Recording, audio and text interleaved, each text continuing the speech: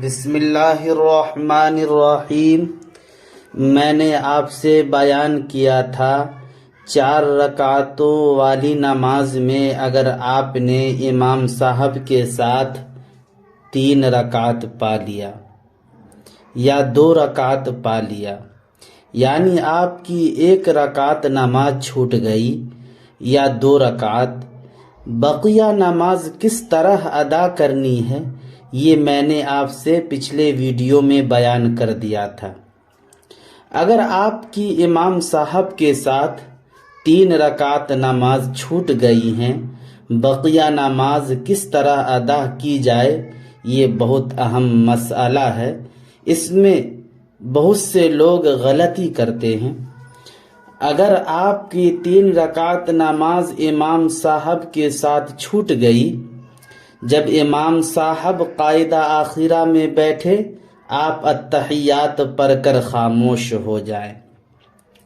جب امام صاحب سلام پھیر دیں آپ کھڑے ہو جائیں، ثنا پڑھیں، اعوذ باللہ من الشیطان الرجیم، بسم اللہ الرحمن الرحیم، سورہ فاتحہ، سورہ ملائیں۔ رکوع سجدہ کرنے کے بعد آپ کو اختیار ہے آپ بیٹھ جائیں یا کھڑے ہو جائیں۔ اگر آپ بیٹھ جاتے ہیں تو آپ صرف التحیات پڑھ کر کھڑے ہو جائیں، آپ کی 2 رکعت مکمل ہو گئی۔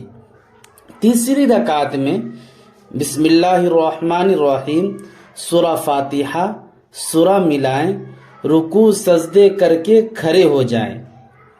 چوتھی رکعت میں صرف بسم اللہ الرحمن الرحیم، سورہ فاتحہ پڑھ کر رکوع سجدے کر کے بیٹھ جائیں۔ التحیات، درود شریف، دعائے معصورہ پڑھ کر سلام پھیر دیں۔ میں نے اوپر بتایا تھا کہ امام صاحب سلام پھیر دیں آپ کھڑے ہو جائیں، ثنا، اعوذ باللہ من الشیطان الرجیم، بسم اللہ الرحمن الرحیم، سورہ فاتحہ، سورہ ملانے، رکوع سجدے کرنے کے بعد آپ کو اختیار ہے کہ آپ بیٹھ جائیں یا کھڑے ہو جائیں۔ اوپر بتایا تھا بیٹھنے کی صورت میں اس طرح نماز ادا کرنی ہے۔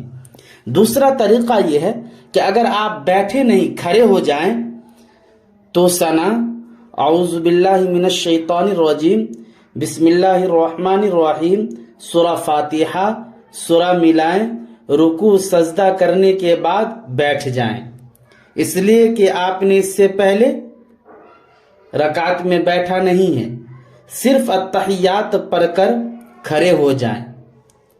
آپ کی 3 رکعت مکمل ہو گئی۔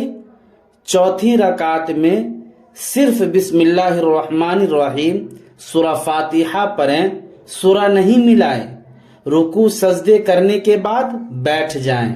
التحیات، درود شریف، دعائے معصورہ پڑھ کر سلام پھیر دیں۔ یہ طریقہ بھی جائز ہے۔